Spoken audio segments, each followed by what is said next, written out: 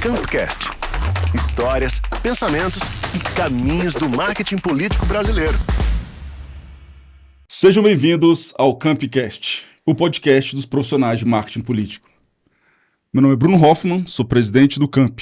Estamos aqui com nada mais nada menos que um dos maiores gestores de crise do país, Mário Rosa, que me ajuda aqui no dia a dia desse podcast. Mário, por favor, conta pra gente o nosso ilustríssimo convidado de hoje. Pois é, hoje é uma honra para todos nós. Nós estamos aqui com o Ricardo Amado, publicitário, experiente, e ninguém melhor para falar sobre ele do que ele mesmo. E eu pergunto a você, dá aí uma Wikipedia sua aí, bem resumida. Mas primeiro eu queria dizer que essa oportunidade aqui enriquece a minha biografia de uma forma enorme, claramente, tá certo? Minha vida passa a se dividir antes e depois desse podcast. É a felicidade gigantesca, uma satisfação, porque isso aqui é uma realização do Camp, e aí mostra quando o Camp tem se encorpado, como ele tem crescido, como ele tem virado, de fato, uma entidade importante, representativa para a nossa classe. Então, o podcast é mais uma prova disso. Está com vocês dois, que são dois queridos, figuras importantíssimas no mercado. Estou muito contente de estar aqui à vontade. Vou fazer rapidamente o Wikipedia. Eu sou o Ricardo Amado, Ricardo de Sena Amado. Amado é meu último nome. Venho da família do meu pai, que é amado dos amados na Bahia. E a partir daí eu comecei a buscar estágio em agência de propaganda. Foi duro, foi puxado, até que consegui, fui virando redator lá na Bahia. Meu primeiro estágio foi na DM9, do Duda Mendonça, outro nome icônico, né? Personagem fundamental na consolidação da indústria e da respeitabilidade que o marketing político brasileiro conquistou, né? A DM9 era uma agência absurdamente criativa. Isso em Salvador ou São Paulo? Isso em Salvador. Salvador ainda. Ficava no bairro do Garcia. Era uma casa, nossa, eu passava na frente, imaginava como seria trabalhar ali. E já de cara você já começou a mexer com política ali ou não? Eram clientes privados? Eram clientes privados, mas a Duda era uma agência eminentemente política.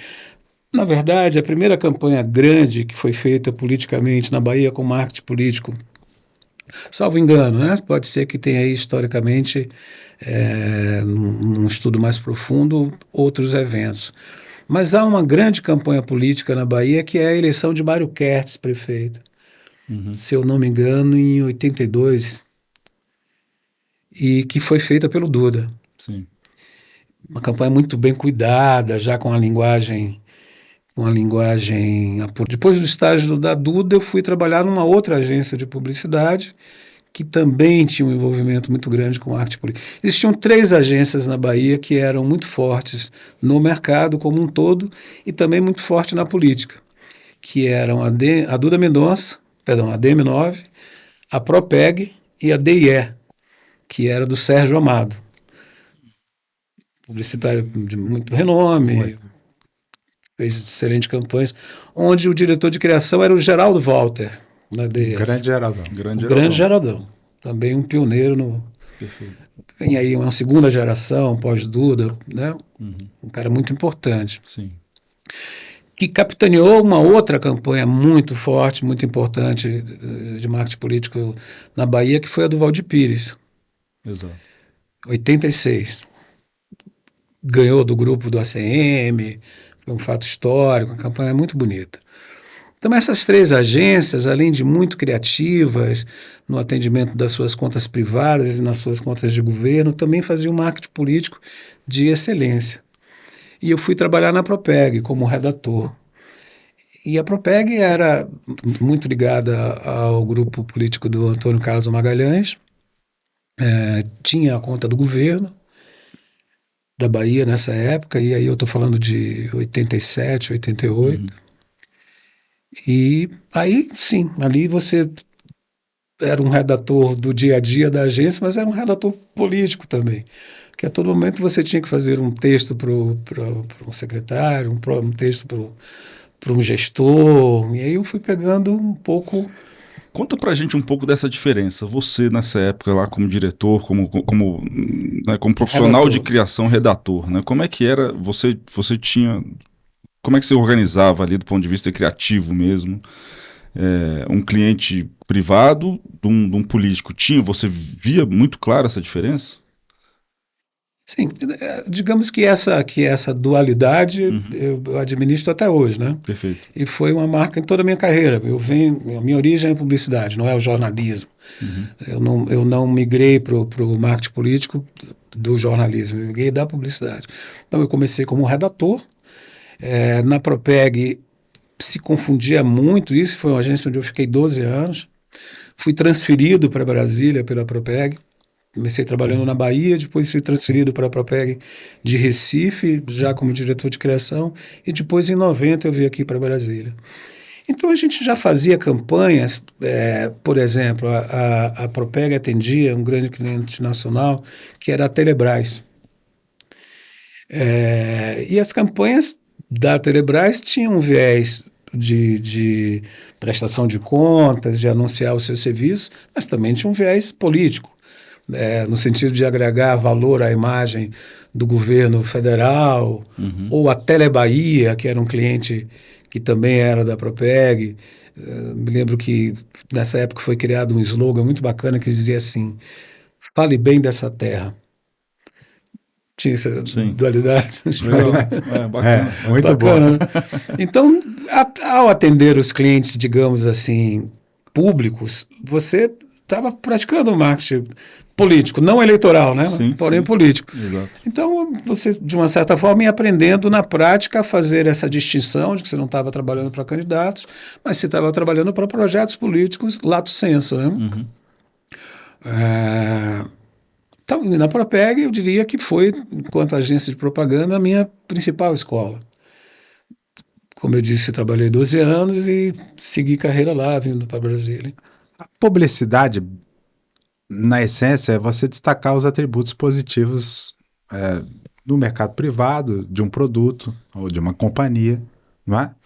E na política também, sendo que na propaganda política você também pode fazer o realce dos atributos negativos quando é uma campanha negativa, certo? Sim. Num programa eleitoral. Na prática, nesse sentido, não há muita diferença entre fazer do ponto de vista estritamente técnico, falando assim, uma diferença muito grande entre uma propaganda privada e uma propaganda pública do ponto de vista de concepção, ou você vê que há uma diferença profunda? Eu acho que sim, que há características próprias na comunicação publicitária e na comunicação política. E acho que há um momento em que essas duas vertentes começam a se cruzar e, num certo sentido, favorecer o marketing político. Houve um tempo que o marketing político era essencialmente jornalístico, na sua linguagem, no seu formato, né? Os programas eleitorais eram Globo Repórter, né? Uma boa leva, uma grande safra de excelentes profissionais de marketing político vinham do jornalismo. Se a gente for citar aqui, são dezenas deles. A uma certa altura, os publicitários começam a adentrar nesse jogo. O próprio Duda, Nizam Guanais, fundador de compra da M9 do Duda, depois, etc. Profissional que dispensa apresentações, né? O próprio Geraldo Walter, que era diretor criativo da DIE, essa agência baiana, que era uma agência muito criativa. Então, o que essa galera, e que, assim, longe de estar à altura deles, mas também tendo a mesma origem, o que a gente traz com contribuição? É se olhar no sentido da formatação um tanto quanto mais publicitária, mais aliciante, menos formal, mais coloquial, mais palatável. É quando a publicidade começa a ganhar um molho mais atrativo, percebe? Os jingles são menos extensos, são pílulas, até, digamos que dentro de um raciocínio histórico, de calendário, digamos que aí para metade dos anos 80, né, que isso começa a acontecer. Metade, final dos anos 80 começa a acontecer de uma forma mais forte. Essa fusão e essa influência do marketing, perdão, da publicidade no marketing político. Então, acho que sim, são formas e maneiras distintas de você tratar um tema, um assunto, de você fazer comunicação, mas que se fundiram e que hoje em dia caminham juntos, graças a Deus. Né? Eu tive a experiência também de trabalhar eu trabalhei em Portugal. Legal. Eu me transferia, como eu contava, eu vim transferido para Brasília no finalzinho de 89, início de 90, para trabalhar na Propeg. A Propeg já estava aqui há muitos anos, porém não tinha o departamento de criação aqui. Sempre que era necessário criar uma campanha para os ministérios que ela atendia e tal, era feita pela criação da Bahia e tal. Ou a gente vinha para cá, eu comecei a vir muito a Brasília para criar, para a Embratur, para Ministério da Saúde, etc. Correios. E em 90 eu vim, e em 94, finalzinho de 94, em 92 eu tive uma experiência sendo diretor de criação da Propeg num grande marco histórico do marketing político, que foram as primeiras eleições livres de Angola, cujo Geraldão foi contratado pela Propeg para ser o coordenador. Enfim, e em 94 eu fui morar em Portugal. Queria muito ter uma experiência. Né? Então, teve essa eleição em 90, e em 92 eu fui para Angola para participar desse projeto, que seria foi uma grande consultoria de comunicação para o governo. Existia uma agência lá e nós treinamos os profissionais, tinha equipe de jornalismo, a Ana Maria, muito ligada no Noblar, estava à frente disso, a Gaúcha, lembra, né? Eu lembro. E foi um projeto grande, de 8 meses, de dois em 2 meses, num rodízio, uma parte da equipe tinha um recesso. E eu queria trabalhar na Europa, e Portugal era um facilitador em função da língua, e até por ter passado esse período em Angola, escrevendo no português de Portugal, eu, nesses pequenos momentos de férias no projeto de Angola, eu ia para Portugal mostrar o meu portfólio. Legal. E eu fui, quando terminou, eu fui para lá e comecei a trabalhar numa agência que é a FCB, a Food Cone Building, que é uma multinacional muito forte e tal. Isso foi por volta de que ano? Isso foi exatamente no final de 94. E eu fiquei lá até 98. E nesse período aí não tinha marketing político, não tinha política, não se pratica, né? Na Europa não existe as contas, o governo não tem verba publicitária, perdão. Sim. E eu trabalhei só com produtos, só com indústria automobilística, atendia a Nissan Automóveis, Legal. chocolates Nestlé, enfim, Colgate. Foi uma experiência bem distinta. Sim. Porém, mesmo ali, eu me recordo que o jeito de fazer publicidade brasileira, e isso é tão fato porque o sucesso dos brasileiros hoje em dia no mercado publicitário português é enorme, foram responsáveis também por uma certa revolução da minha percepção do mercado português. A maneira brasileira de entender um produto, de criar de trabalhar a comunicação de um produto, era muito inusitada para eles. E os gestores das agências que entendiam isso começaram a ter trazer brasileiros, incorporar brasileiros às equipes de criação. Uma série de outros países, né? Além de Angola, Portugal, você também teve em vários outras oportunidades em outros países também, não? Foi. Aí o marketing político me propiciou essas aventuras, essas oportunidades. Bom, aí voltei para o Brasil e já estava absolutamente... Eu era um profissional de propaganda. Eu te confesso assim que o marketing político era uma coisa que eu gostava, mas eu não morria de paixão. Mário, eu tenho que confessar. Fazer. Alerta. Gostava, mas não amava. Mas não amava. Eram oportunidades. Né? Era uma oportunidade. 2 anos eu fazia, mas se fosse de 4 anos melhor, eu preferia pular. Os municipais eu não gostava. Existia ali em mim um certo ranço, um certo viés do publicitário UP, percebe assim, que achava a campanha política. Mas você volta de Portugal para o Brasil em 98. Volto em Você 98. participa das eleições em 98, Não, 2002? eu volto e vou trabalhar na DM9, Na DM9 do Nizam, que aí era a DM, chamava-se aqui em Brasília DMI, DM9 Institucional, que atendia Fernando Henrique, etc. e tal. Mas, enfim, trabalhando com contas governamentais. Em 2002, eu reencontrei, porque eu já conhecia o João Santana um pouco de Salvador. O João tem uma história interessante. O João é uma presença muito importante na minha adolescência. O João era um jornalista baiano. Tem essa história da manchete do jornal, que depois eu vim descobrir que era dele. E ele era, como muitos sabem, letrista da banda Bendengó, que era uma banda importante no cenário musical baiano, que ensaiavam em Amaralina, um bairro onde eu morei boa parte da minha existência baiana, por assim dizer. Morei uns 18 anos em Amaralina e eles ensaiavam numa casa, muito perto do prédiozinho onde eu morava. E eu via aqueles personagens passando, hippies, né? Anos 70, 72, 73, ficava muito impressionado e muito seduzido por aquele universo, queria saber, ficava ouvindo os ensaios deles e tal.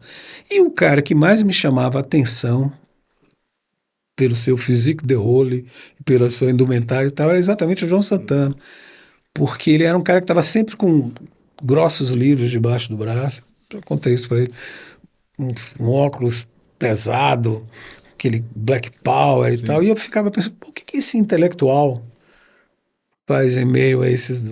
E junto com ele o Capenga, queridíssimo Capenga, e todos os outros músicos. Então eu era meio que tietava a eles. E eu tive uma chance de conhecê-lo nessa tietagem. Há um momento histórico que eles gravam com o Caetano Veloso o disco Joia, de 1974. Em 74, o Caetano lançou 2 discos ao mesmo tempo, Qualquer Coisa e Joia. Era interessante que na contracapa de ambas tinha assim, o outro lado é Qualquer Coisa, no Joia, e no Joia.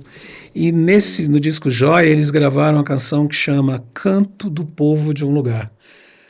Todo dia o sol levanta, do Caetano, e era arranjo do Bendengó, eles cantavam juntos, e fizeram a execução desses 2 discos. Eu fui assistir na Concha Acústica da Bahia. Lindo o show e tal. Então o João era essa figura mítica de um certo sentido para mim. Depois eu sabia que ele tinha enveredado no marketing político, tinha virado sócio do Duda, acompanhava à distância e tal. Até que eu sou primo de um personagem chamado Marcelo Simões, um marqueteiro também muito experiente, foi um redator que trabalhou com Duda, você conheceu bem, né? Trabalhou com Duda há muito tempo, não usa o sobrenome Amado, mas nós somos primos em primeiro grau, ele é irmão do Sérgio Amado. Oh, que interessante, não sabia. A mãe deles é a irmã do meu pai, tia Tereza. E Marcelinho, muito amigo do João. Um dia eu encontrei eles em São Paulo e tal, e o João me falou assim, olha, eu sou casado estou casado há alguns anos já com uma menina que sou amiga de adolescência, fez teatro com você, e era a Mônica, que é a mulher dele até hoje. Sim, Mônica Moura. A Mônica Moura. Minha amiga desde os 14 anos. E aí nos encontramos e tal, e em 2002 o João estava ali saindo da sociedade com o Duda. Você estava por ali. Estava ali. Estava ali perto. Eu lembro. Estava ali. Estava ali naquele contexto. E o João saiu para fazer suas próprias campanhas. Exato. E me chamou. E eu fui fazer com ele. Ele estava fazendo um candidato do Albano Franco em Sergipe. Sergipe estava fazendo Rio Grande do Norte e estava fazendo Delcídio. Delcídio, exatamente. Exatamente isso. E eu fui.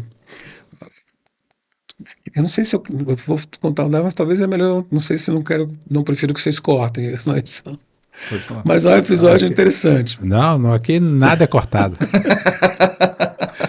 Porque ali deu-se exatamente um momento onde esse choque com a minha cultura publicitária, com o marketing político, uma coisa de mim comigo mesmo, Interessante. que era o seguinte, eu trabalhava na DMI, que ficava ali no edifício Varig, prédio bacana, estava com uma vaga para mim na garagem, dava diariamente com o Nizam tinha saído para ir para o IG, para criar o IG. Estava voltando em 2002. Na verdade, volta no momento da campanha. E atendendo contas nacionais, indo para São Paulo todo o tempo. De repente, vai para Sergipe, andar na van da campanha, sabe? Comer no bandejão da campanha, etc. Aqui eu não curti isso. Eu estranhei, cara. E aí, no meio do processo, era pré-campanha ainda, a gente estava exatamente lá em Sergipe, a produtora ficava perto da praia de Atalaia, toca um 011 no meu celular, atendi, era o Sérgio Valente, que veio a ser vice-presidente de criação da DM9, braço direito do Nizam, que disse assim, olha, você saiu da agência e tal, mas você está sabendo que a gente está voltando? Eu, Nizam e tal, e eu tinha acompanhado pela minha mensagem. Na verdade, algo que estava sendo um fato que estava movimentando muito o mercado publicitário. A gente quer que você volte, porque os clientes estão pedindo a sua volta e tal. Eu fiquei envaidecido com aquilo. Eu falei, olha, eu não posso, porque eu acabei de fechar com o Patinhas. Patinhas é o apelido do João Santana. Que é o apelido carinhoso do João Santana, né? Reza a lenda porque ele era o responsável pelas finanças, né, no Grêmio do colégio.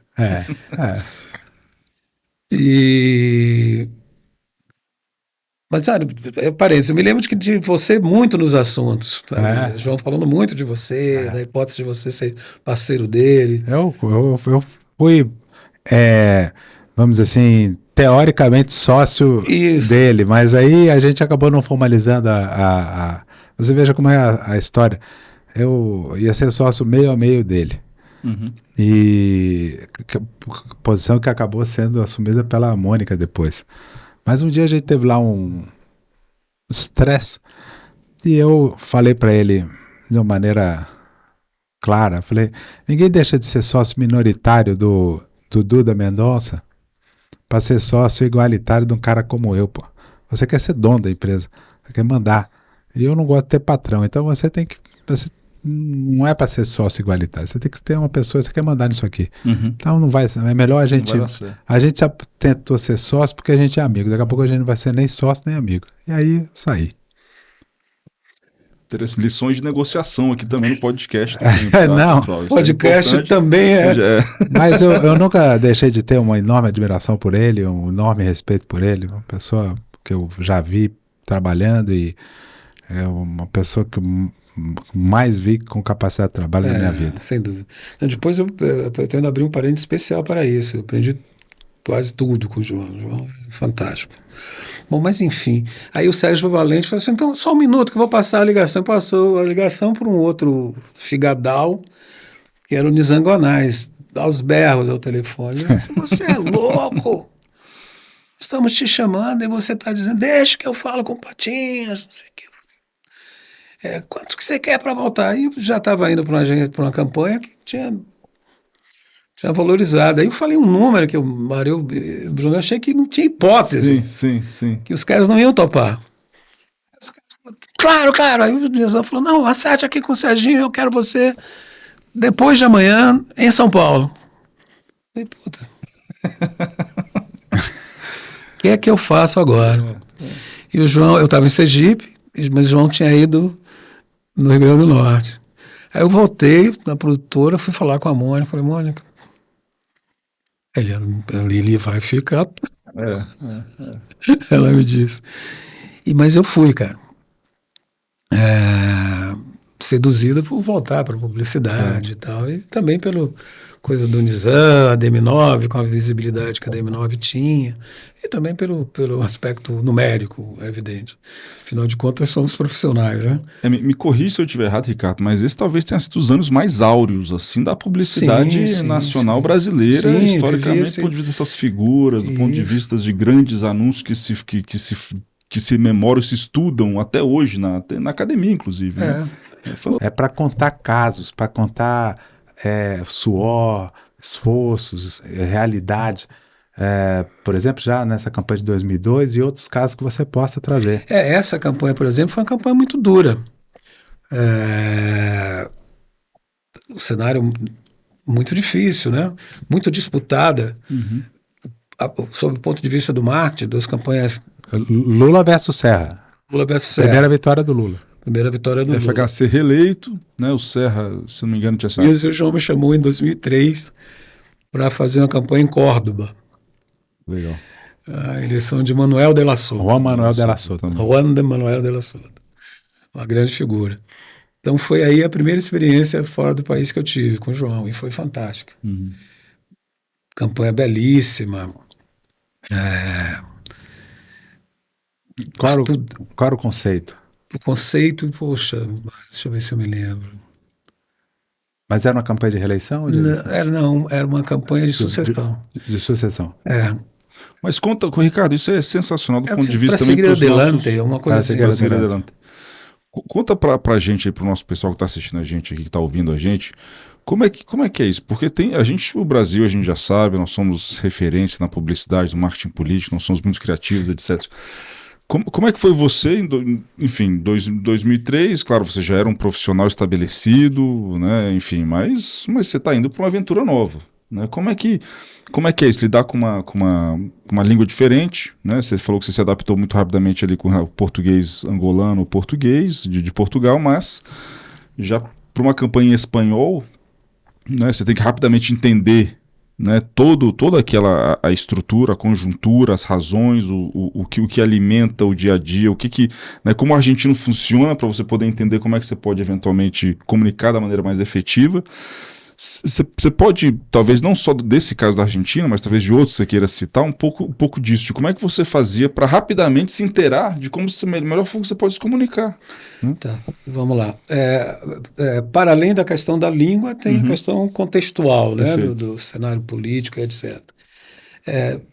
No caso, o João Santana, mas é uma característica da maioria dos grandes marqueteiros, se cercam de pessoas capazes de fazer um diagnóstico profundo.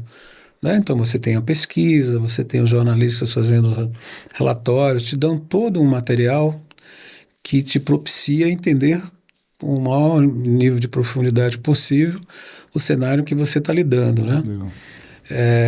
A língua, o espanhol era uma língua que a gente tem uma certa familiaridade. Né? Lá nessa campanha existia especificamente uma professora de espanhol para a equipe. E aulas, inclusive, 6 da manhã. Você tinha que fazer aula e seguir trabalhando. Então, quem conseguia acordar, fazia. Eu fiz. Para mim era uma religião. Dedicado. Então, fui pegando um certo traquejo, ao ponto de escrever mesmo em espanhol. E também tínhamos um revisor, tinha mais de um revisor. Um revisor para as demandas gráficas, um revisor para televisão, etc. e tal. Então aí você vai se ambientando com a língua e entendendo a política a partir das qualitativas que você faz, Perfeito. Das pesquisas quant, de todos os cortes que você tem acesso e, enfim, todo o material científico. Porque se você não tiver um direcionamento medido na ciência política, você corre o risco de errar em minúcias, né? De você perder e perder a eleição. Então, é fundamental. E, de fato, isso vai ao encontro do que você dizia, desmistifica essa coisa do publicitário, do insight, do publicitário que apenas com seu viés criativo resolve uma campanha. é preciso ter talento. Sem talento as coisas não acontecem. Sem talento é a pedra de toque, mas é talento para saber organizar essas informações, né? Para saber torná-las, mais uma vez, palatáveis, para saber torná-las aliciantes, para fazer com que aquelas informações sejam capazes de gerar mobilidade de voto, ou seja, você está muitas vezes atrás, pesquisa e você vai buscar, porque você descobre qual é o nervo que você deve, de fato, grudar ali, não é? E insistir numa narrativa, que narrativa você deve construir para se consolidar, e tudo isso não é no feeling. Uhum. É evidente, quer dizer, também não vamos para quem vai nos assistir, está nos assistindo e que não é da área, todos esses aspectos também não fazem do marketing político um ambiente burocrático. Sim. Não é uma Perfeito. ciência, né? Não é uma ciência, é um ambiente onde a ideia, a criatividade, o talento dos profissionais faz uma diferença enorme. Né? E são fundamentais. A gente também sabe que certas coisas vão funcionar, né? Então esse feeling... Exato, então a experiência te dá muito esse feeling. Você sabe, digamos assim, às vezes alguns atalhos, né? Você tem numa qualitativa, digamos assim, normal, num grupo focal que está assistindo, os grupos focais que a gente faz, né? Como é que são os grupos focais? Você precisa entender como determinado corte da sociedade está entendendo essa vai absorver essa informação. Vai absorver essa informação, esse conjunto de peças que você tem, a sua marca, o seu slogan, etc. E tal. Existem algumas formas mais científicas, o likability, né? Que é... Quanto é gostável ou não. Isso. Que é um botão de graduação que a pessoa fica na mão assistindo o programa eleitoral.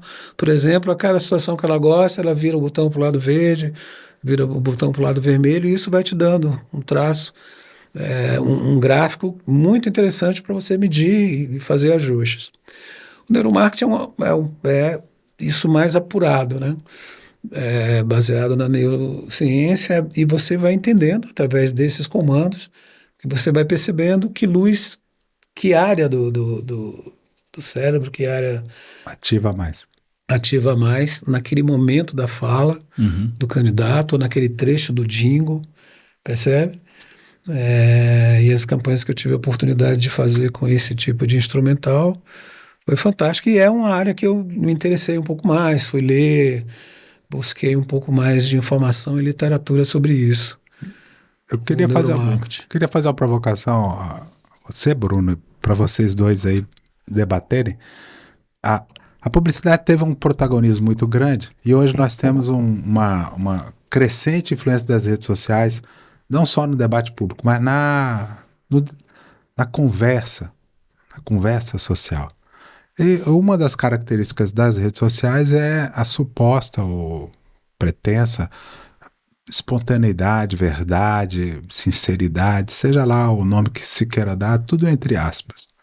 O que seria um contraponto ao formato da publicidade, que seria algo previamente construído, um raciocínio comercial. Todo mundo sabe que é uma coisa, é um discurso... É um produto. Sim, um produto finalizado, testado. É um produto.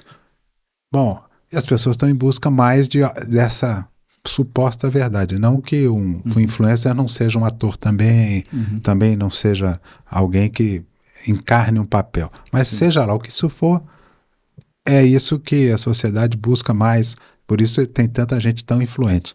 Eu pergunto para vocês dois aí, como é que vocês veem esse papel da publicidade, estrito senso, nessa sociedade que tem essa linguagem das redes sociais e isso no papel das campanhas? O papel da publicidade? Não, como é que a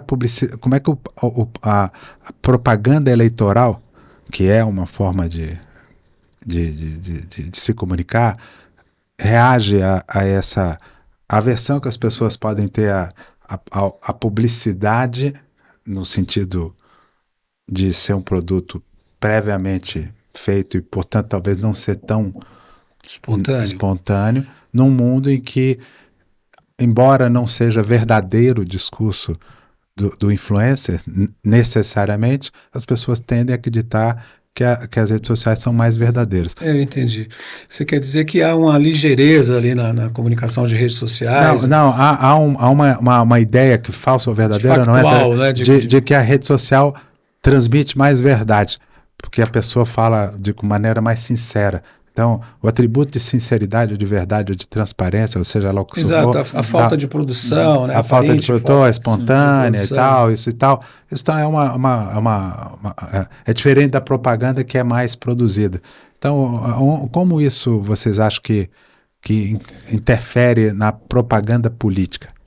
Eu acho que, de certa forma, tudo é comunicação, né? Então, assim, eu costumo até brincar, às vezes o pessoal chega e fala, essa questão de QR Code, por exemplo, né? Aquele códigozinho que vai no cantinho ali para você entrar num site, fazer alguma coisa. Eu lembro que isso é uma tecnologia, de certa forma, antiga, né? Que foi criada já pelo menos uma década atrás ou mais, mas aquilo não tinha pegado, não se usava na TV, né? E às vezes o pessoal queria usar na internet, queria usar nas comunicações, nas eleições, etc. Mas se é uma coisa que se a comunicação convencional, vamos colocar assim, não está fazendo, quer dizer que a população não está pronta para aquilo. Ela não vai nem entender aquilo. Então, a partir do momento que eu, por exemplo, comecei a ver programas como Faustão, por exemplo, quando ele ainda estava lá na Globo no domingo, utilizando esse tipo de tecnologia e fazendo esse processo educacional, ensinando as pessoas, olha, aponta a sua câmera para cá, né? Isso automaticamente abriu uma porta para uma possibilidade que às vezes a campanha eleitoral não tem, até porque a gente está falando de um período muito curto de eleições, né? Então, assim, agora quando a gente tentando talvez responder melhor a sua pergunta também, né? É claro que por trás dessa facilidade ou dessa velocidade que às vezes a internet consegue empregar, de se fazer uma live, um momento que alguma coisa está acontecendo, um político no Congresso, né, debatendo alguma coisa, ele faz isso. Sim, ele tá ao vivo, ele tá ali, sim, mas não quer dizer que houve um trabalho profissional de um profissional de marketing político anterior, fazendo media training, né, ensinando para ele como ele deve se portar, o que ele deve fazer, como é que ele segura aquela câmera, qual a distância, né, qual o volume de voz, né, tudo isso é testado também. Os próprios temas que ele vai abordar. Os temas que ele vai abordar, quando que ele faz isso ou aquilo, se ele chama outras pessoas, então tudo isso A também linguagem pode ser... que ele vai usar, né? Exatamente, então tudo isso, é claro que isso não é com todos também, a gente sabe também que tem políticos que eles fazem isso de forma mais... E nos programas eleitorais? Porque os programas eleitorais acabam tendo comerciais, acabam tendo inserções e tal. Como você acha que pode haver uma mudança na linguagem? Eu acho que já está acontecendo, Mário. Já está em curso isso aí e é inevitável, não tem mais volta. Tem isso, o que acontece? Durante o tempo até havia uma certa dúvida se isso era fato ou era lenda. Mas a questão é a seguinte, que começou a ser provado cientificamente, aí, no sentido de que os dados e os algoritmos comprovavam, eu apontei o celular, que os vídeos caseiros, vide o Bolsonaro cortando o cabelo, lembra daquilo? Numa barbearia qualquer, atingia um nível de engajamento absurdo e muitas vezes maior do que um vídeo produzido, do que um vídeo que fosse gravado no estúdio, com uma luz apurada, com um texto bem construído, etc. E tal. E isso é fato. Essas situações começaram a mostrar que geravam nas redes sociais um nível de engajamento, de likes, muitas vezes maior do que os vídeos, do que o material publicitário feito de uma forma mais profissional. Mas eu digo isso pode haver uma migração para os meios eletrônicos também? Acho que sim, acho que já há. Não só no marketing político, como na publicidade convencional. Se for observar, hoje em dia as grandes marcas, a grande maioria das campanhas são no modelo TikTok. Dancinha, personagens dançando, jingles que são apenas um refrão, Coca-Cola, sabe? Grandes anunciantes. e mundialmente. Mudou a publicidade propriamente dita por completo. De vez em quando eu leio, eu acompanho muito ainda a imprensa publicitária, e de vez em quando alguém diz assim, publicidade, publicidade, propaganda, propaganda. Isso é um exemplo de propaganda, propaganda, que é um filme com storytelling, com, né, começo, meio, final legal, uma narrativa que te envolve, etc e tal, versus essa ligeireza, essa coisa rápida e instantânea, porém muito de chiclete, né? Muito capaz de fixar a marca, fixar o slogan que a publicidade formato digital tem. Então, veja, na publicidade convencional, na televisão, na grade dos comerciais, essa já não existe mais limites divisores, né? O, o que seria, de uma certa forma, a comunicação de formato digital está cada vez mais presente. As agências de publicidade, é difícil você ter redatores de uma formação mais acadêmica. Caras que escrevam textos mais profundos, são caras que escrevem 15 segundos, 30 segundos. Nenhum demérito. É uma geração que está sendo formatada, vindo de uma fornada aí. A galera que vem das redes sociais, que fazem formação universitária, acadêmica e tal, com esse viés. E no marketing político, idem. É preciso, é muito difícil você manter uma campanha de eleitoral gerando interesse todo o tempo com programas convencionais a todo tempo.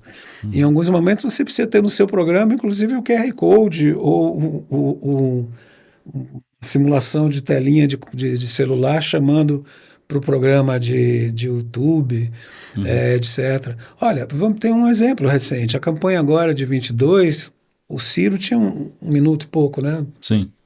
Um tempo muito pequeno. Porém, tinha um programa de quase 5 minutos no YouTube. Então ele fazia bate-papos também. Fazia bate-papo, ele tinha um podcast. Fazia com a esposa. Então, o podcast que é um produto das redes, né?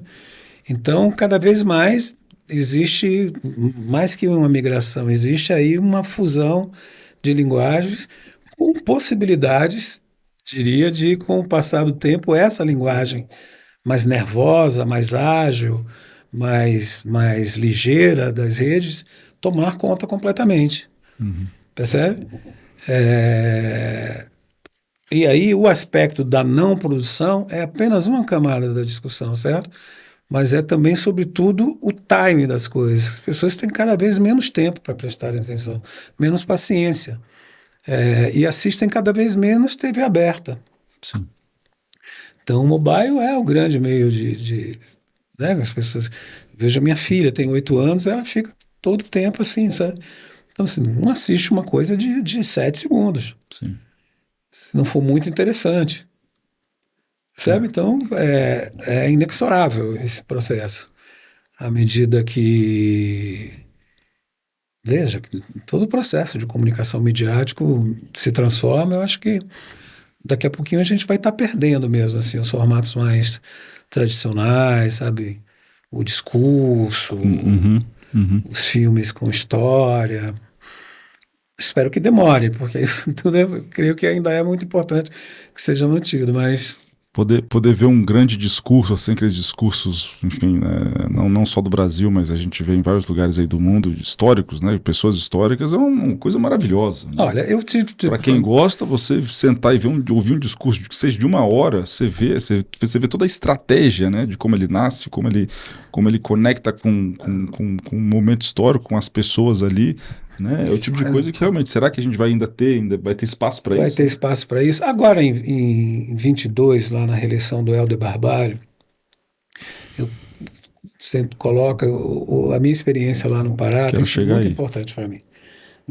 Assim, eu fiz a eleição do Helder em 2018, em 2020 eu fiz vários municípios ali que eram importantes para o projeto político do partido, etc. E em 22 eu fiz a reeleição do Helder e fiz também o senador Beto Faro, do PT, mas apoiado por ele. E eu tinha um tempo de televisão de 7 minutos. Em função da composição partidária, o tempo era de 7 minutos, uma eternidade, né? E eu me lembro da equipe, de todas as pessoas da coordenação da campanha, achando isso ruim, preocupado. Pô, 7 minutos. E eu vibrei, porque a gente ia ter, de fato, tempo de televisão.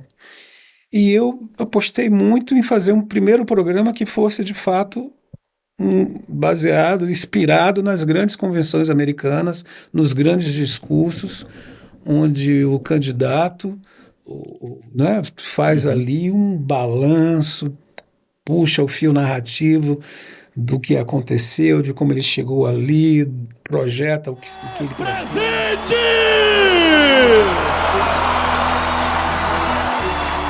Queria agradecer a Deus por nos dar saúde, por nos dar serenidade, para que nós possamos governar esse estado. Agradecer a cada paraense espalhado nos 144 municípios deste estado. Obrigado por me permitir viver este dia junto com cada um de vocês. Eu preciso lembrar de 4 anos atrás, quando ali eu pedi a oportunidade. Você já tinha feito uma carta, não é? Começado com uma carta, não foi? Foi sim.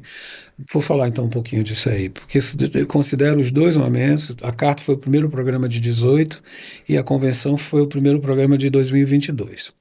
Em 18, a gente teve a oportunidade também de trabalhar com muita antecedência. A gente chegou lá cedo. Na verdade, eu tive a oportunidade de dar uma consultoria para o Helder, ele enquanto ministro da integração. Mas já pré-candidato, né? Preparando o projeto dele de candidatura. E já dali a gente começou a fazer muitos pré-testes, muitos grupos focais, muitas pesquisas para entender o cenário. E ele vinha de uma derrota em 2014. Uma derrota muito estreita, ele perdeu por muito pouco. Ele ganhou o primeiro turno, passou para o segundo turno à frente, mas foi, salvo engano, derrotado por 1.000 e poucos votos no segundo turno. Uhum. Salvo engano, viu? Eu não estava lá, então pode ser que tenha sido diferente essa numerologia. E havia ali, de fato, e a oposição a eles, então situação, que era o grupo do PSDB, o Jatene era o governador, eles faziam um trabalho muito organizado de desconstrução de imagem dos Barbalhos, focado no senador Jader Barbalho. Eles estavam fora do poder há muito tempo, eles tinham lá existe 2 emissoras de televisão que são concorrentes, uma da família Barbalho e a outra da Rede Globo, que era afiliada da Rede Globo, que é liberal, que naquele momento estava alinhada ali com outro grupo político. Então era um trabalho muito intenso de desconstrução de imagem, de ataque contínuo, com um jogo bem pesado e orquestrado por um marqueteiro paraense muito eficiente, que tinha vencido campanhas atrás de campanhas, e que fazia aquilo com muito entusiasmo e com muita competência. Um cara que tem essa característica de destruir reputações, percebe? E a coisa era... Então a gente precisava entender como é que a gente ia lidar com isso nas eleições de 2018. A primeira questão é a seguinte, que Helder tinha sido derrotado em 2014, mas em 2015 ele vira ministro da Pesca, né? Em seguida ministro dos Portos e em seguida ministro da Integração Nacional. E a gente cria para ele uma frase que ele começa a repetir em todas as entregas. Primeiro havia uma estratégia dele estar presente literalmente em todos os 144 municípios do estado com recursos e entregas físicas. Todos os 3 ministérios permitiam isso. Um estado daquela dimensão continental, cruzado de rios, então o Ministério da Pesca foi importante para eles, os portos e da integração ainda mais. E ele, esses eventos todos eram solenizados, né? entregas de cheques, etc. e tal. E ele repetia um outro mantra que nós criamos, que era assim: em 2014, Deus me fechou uma porta, mas me abriu uma janela esplêndida que foi ser o ministro do Pará. Então o Helder foi a todos esses municípios, não apenas em visitas formais, mas com entregas. Então a pesquisa mostrava que havia, e a situação no Pará, em várias frentes, era muito dramática. Na segurança era um horror. Nacionalmente isso era divulgado, jornal, lembra de um Globo Repórter com aquelas rebeliões, os presidiários cortando a cabeça dos inimigos e tal. A saúde de uma precariedade absurda, a educação, etc. Ao ponto de algumas pessoas que estavam envolvidas na campanha achar que um daqueles pontos deveria ser o ponto central, com força para gerar o conceito da campanha. Segurança para todos. Não isso, não essa frase banal, mas a segurança era tão importante naquele momento. Morria 14 pessoas por dia, muitas vezes. Belém, então, vivia uma situação, bairros, comunidades inteiras tomadas pelas milícias, sabe? As milícias com presença forte dentro dos presídios. Mas alguma coisa nos mostrava que a grande questão era a ausência do Estado. Então ali a gente começou a conceber o conceito de comunicação da campanha, que era: daqui para frente é Helder presente, cuidando da gente. O slogan virou Helder governador, presente, cuidando da gente. Mas isso na campanha, na pré-campanha a gente guardou isso.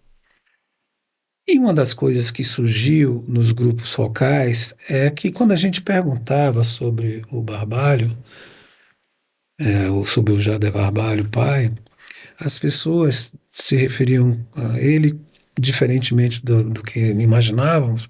A gente imaginava que encontrar um quadro de enorme rejeição. As pessoas se referiam com muito carinho, com todas as faixas etárias, e repetiam muito uma coisa assim: minha mãe, ou minha avó, ou minha tia tem até hoje uma carta que o Jader mandou para a gente, mandou para ela. Tem um retrato do Jader até hoje na casa da minha avó, casa da minha mãe, na minha casa. E eu fiquei muito impressionado com isso, comecei a pedir para a equipe de produção ir buscar essas coisas, de fato tinha. E um dia eu estive com ele, com o senador, e perguntei para ele. Ele falou: sim, eu escrevia realmente cartas. O banco de dados era o IBGE, sabe? Ele mandava cartas do próprio punho. Aí eu falei: pô, tem um elo aqui, né? Algo que eu posso contemporaneizar essa figura que escrevia cartas e tal. Pegar essa herança, né? Pegar essa herança. Trazer essa herança afetiva. A carta é um clássico no marketing político, né? Todo mundo já fez uma carta um dia, né? Seja de que forma for, né? Mesmo que seja um zap. Mas a carta mesmo, né? A carta compromisso, né? Exatamente. O cara assinando uma carta. Vamos lá, no Lula, em 2012, teve uma carta. Né? Carta ao povo brasileiro. Carta ao povo brasileiro, etc. Essa era uma carta que também era uma carta ao povo paraense, mas uma carta que tinha, sobretudo, essa intenção de reatar esse fio emotivo e emocional. E assim foi feito. Nós escrevemos uma carta, mandamos para as pessoas. Vai mostrar aí, né? Vamos mostrar. As pessoas receberam e nós fomos lá filmar as pessoas recebendo e lendo a carta. E esse filme chamava-se Carta ao Coração do Pará. Vale dizer que em 2014 o pessoal que fez a campanha do Flávio Dino também fez uma carta muito bonita. Só que, se eu não me engano, era uma carta da população para o Flávio Dino. O Flávio Dino recebendo cartas e lendo. Também uma peça muito, muito bem realizada. Legal. Mas sabe o que quando eu vi esse comercial, sabe o que me chamou muito a atenção? Os diferentes Brasis que nós temos. E nós estamos falando de 2014, onde nós já tínhamos uma presença digital razoável. Sim. Né? Nós íamos ter em 2018 a primeira eleição onde as redes sociais fizeram a diferença no Brasil. E de uma localidade como o estado do Pará, a carta que você poderia considerar um elemento completamente Prosaico, analógico, né? Analógico. era um elemento de comunicação, Poderoso. digamos, um ícone que era não só contemporâneo, mas que ele fazia sentido. Ou seja, talvez, vamos aqui, hipótese, talvez não fosse para um estado, sei lá, como Santa Catarina, ou para um outro estado com São com outra Paulo. cultura, São Paulo, apropriado, mas era bem Foi bem muito adequado. apropriado. E aquele filme, aquele programa teve também um pormenor que é o seguinte, tinha muita coisa para filmar, para filmar quase o estado inteiro, então demorou muito. Eu coloquei uma equipe só para fazer a carta, e essa equipe ficou viajando um mês pelo estado. Tem cidades lá que só chega de barco, e são 6, 7 dias de barco. Então eles iam mandando as imagens de onde podia, onde tinha rede que aguentasse mandar as imagens. Eu fui montando e chegou uma altura que eu precisava testar, levar para um grupo de pré-teste. Com tudo isso que eu tinha na cabeça, que imaginava que o programa, que a ideia da carta fosse passar. Então eu levei o programa semi-editado, com muitos buracos ainda, com momentos de imagem preta, sabe, Bruno? Porque não estava pronto. E perdão, só para o pessoal, o pré-teste é exatamente isso, é um focus group, né, um grupo focal, né, ou que pode fazer de forma individualizada ou de forma coletiva, onde você apresenta às pessoas aquilo para as pessoas dizerem o que elas acham. Em geral é isso, né? Para você justamente ter a ideia de que se a mensagem, nesse caso, por exemplo, que o Ricardo estava querendo passar, se era realmente o que seria entendido por eles, né? Isso. Então até para saber se você seria em frente com toda essa estratégia. Sim, né? se aquilo tinha que fazer sentido ou não. É mesmo isso, um grupo focal. E você tem ali cortes sociais diferentes, cortes etários diferentes e tudo.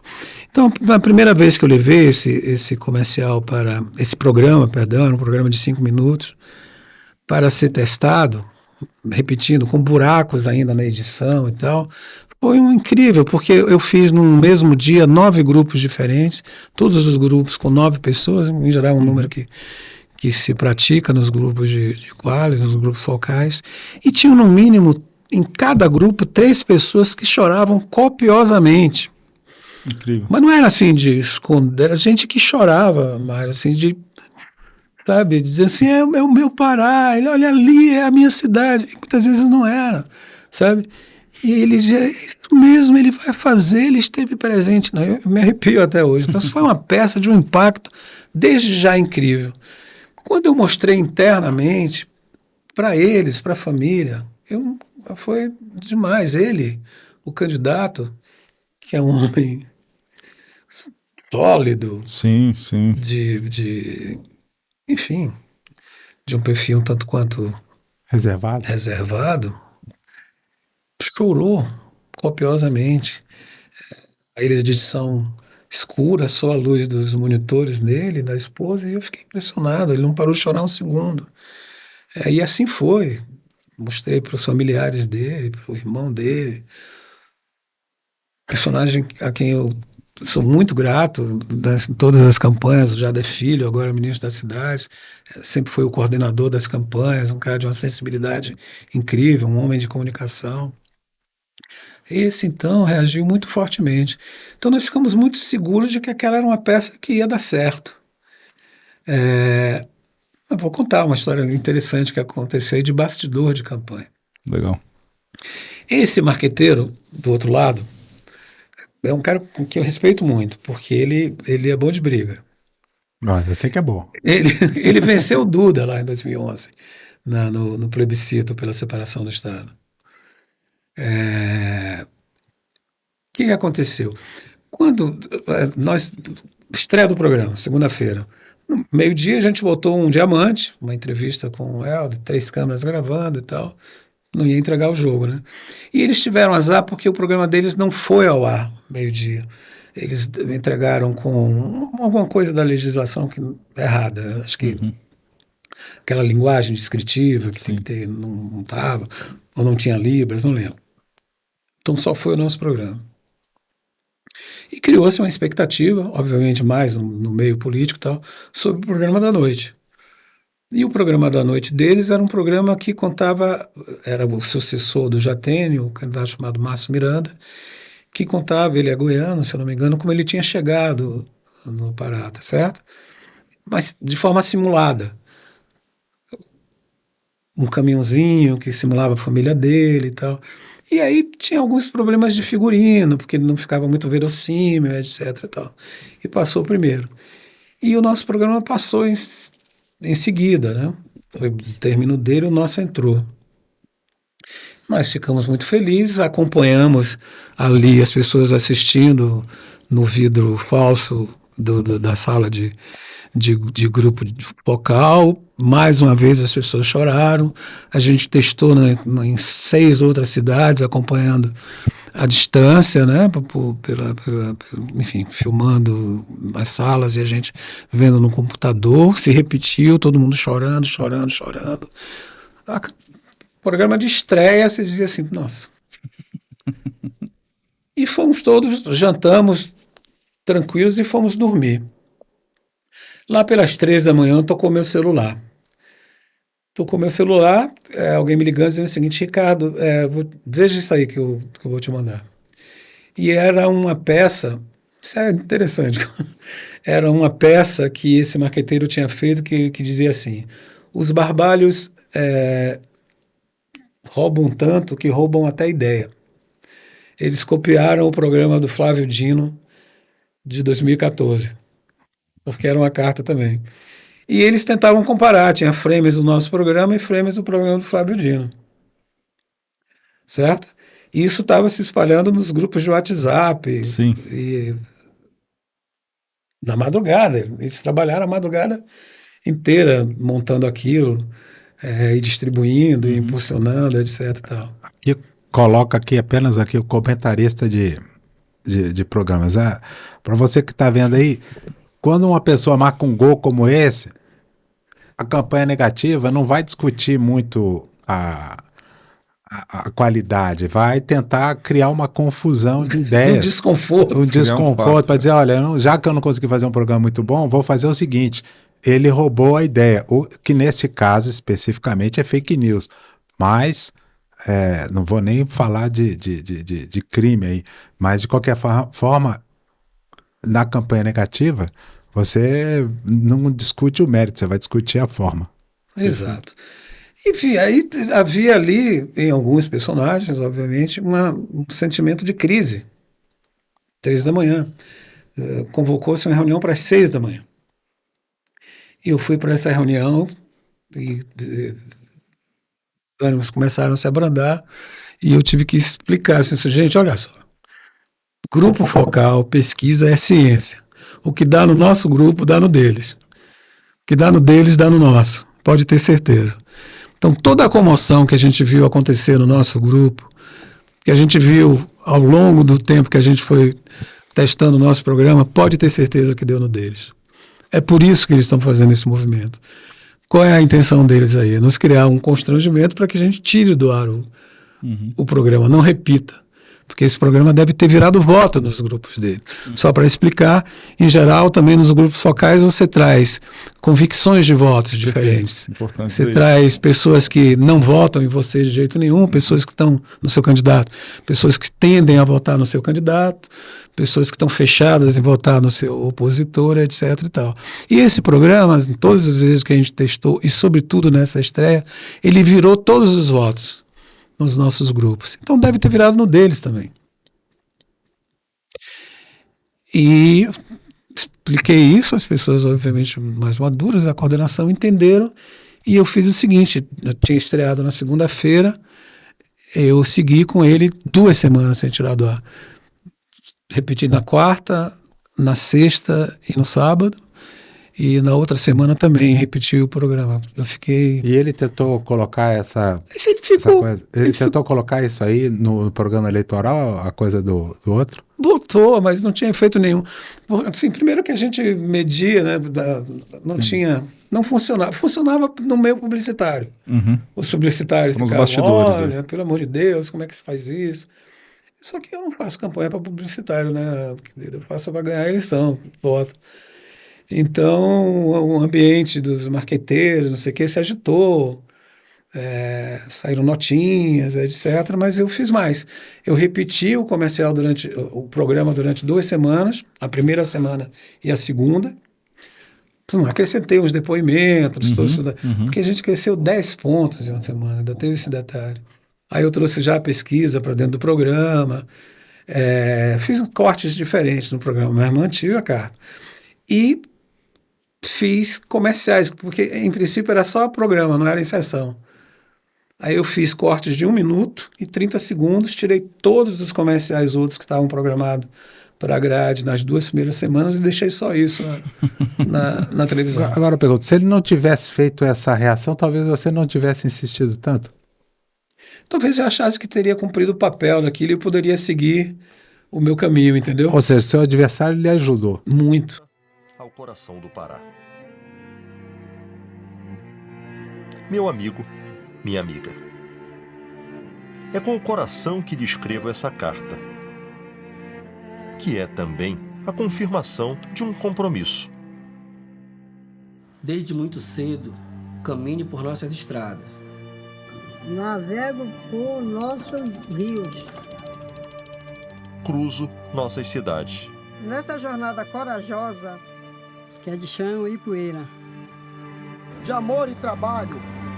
Tenho me deixado tomar pelas forças de nossas águas, pela beleza de nossas matas e pela ternura fraterna da nossa gente.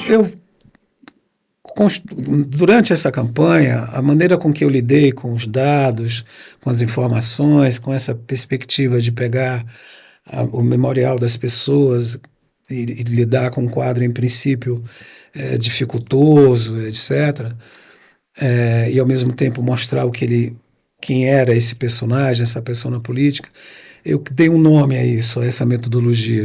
Eu diria que eu sou mais método do que talento, Mário, assim, sabe? Sou muito metódico no trabalho. Puxo muito da minha equipe pro método, sabe? Então, eu inventei uma metodologia, né? Métrico e o mântrico, os 3 M's. E o artigo acabou virando assim, a importância do design político nas campanhas eleitorais, ou o mítico, o métrico e o mântrico. Uhum. Porque eram de fato 3 pilares. O mítico era essa figura da carta, da cabeceira da mesa, tá certo?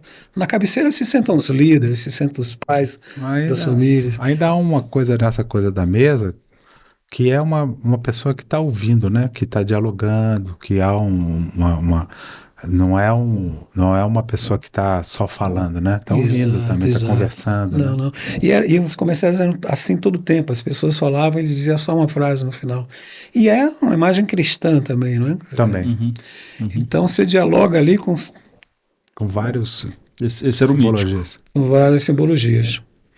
O métrico O métrico é como ele trabalha, né? Olha como ele fez enquanto ministro. Olha o resultado. Uhum. Quantas pessoas foram... E o mântrico é o presente para cuidar da agenda. O mântrico é a forma de... Os mantras. Como aquilo se embala, Conceito. Né? Conceito. Então, para quem está ouvindo, vendo a gente aí, o livro, né, que o Ricardo citou aqui, que ele também é um dos nossos autores, é o livro do Camp, Marketing Político no Brasil, que está disponível aí principalmente na Amazon, tá? Kindle, versão digital e versão física também. Ricardo, a gente encaminhando aqui para o final desse nosso bate-papo maravilhoso, uma das coisas que a gente tem pedido para os nossos participantes aqui é para falar um pouquinho para o mercado. Esse pessoal que está nos ouvindo, que está querendo entender, que está curioso, que está aqui, porque, que já ouvi falar desse Ricardo Amado, já fez uma campanha fantástica no Pará, fez ali, fez aqui, eu quero ouvir da onde nasceu. E agora ele já sabe. Agora ele já entendeu que desde as artes cênicas, até passando ali por como que você se interessou pela redação publicitária, etc., e chegou até aqui. Conta um pouquinho para esse pessoal que está interessado no marketing político, que quer participar agora em 2024, que dica você dá para ele, né? Seja do ponto de vista de formação, do ponto de vista, enfim, do que você acha que você poderia dizer aí para eles não só encorajá-lo, obviamente, a fazer parte desse mercado, mas também para que ele seja um profissional competente? Certo. Para reduzir numa palavra, estude. Não existe, e aí vai ao encontro de algumas coisas que a gente falou aqui. Sim. Não existe a hipótese de você nascer com o dom, e este dom ser sua principal ferramenta, e você encantar candidatos, convencer candidatos a trabalharem com você, e convencer pessoas a votarem nesse candidato se você não estudar.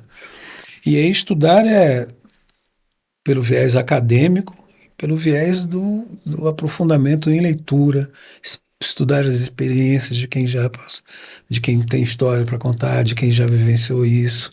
Seja honesto, seja ético.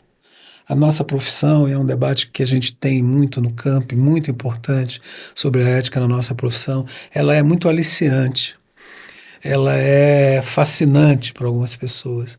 Então, às vezes, ela atrai um tipo de personagem com pouco preparo. Exatamente esse personagem que acha que pode entrar no mercado e virar um marqueteiro porque ele é capaz de convencer com uma balela, com uma conversa vazia, sem fundamento. São poucos profissionais desse tipo que têm vida longa. Uhum. E, em geral, prestam um desserviço enorme à profissão e aos seus clientes. E é, de fato, jogar dinheiro fora, trabalhar como profissionais desse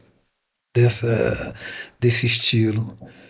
Também é fundamental, eu gosto de dizer muito também, que o profissional de marketing político precisa ter consciência de que ele tem ou precisa ter noções de responsabilidade social também. Perfeito. Ética. Uhum. Não vai adquirir nenhum plurismo de vocês, não, para esse candidato eu não trabalho, para essa tendência eu não trabalho, nada disso. Isso é o livre-arbítrio de que todo profissional tem que ter. E, sobretudo, é uma profissão, é um negócio. Então, muitas vezes, você pode não fechar completamente com os princípios daquele candidato, mas é um job. E você tem que executá-lo.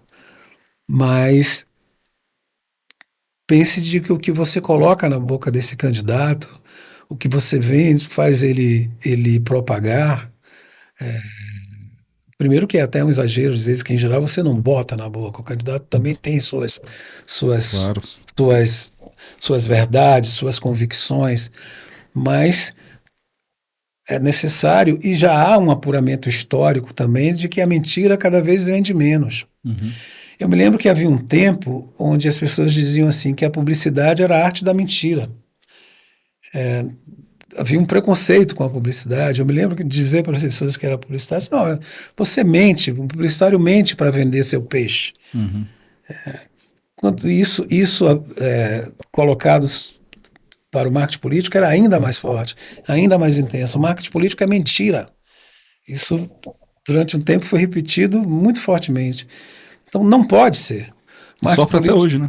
Até hoje é dito isso. Muitas vezes o sinônimo de marqueteiro é mentiroso. É o inventor, o cara que inventa narrativas.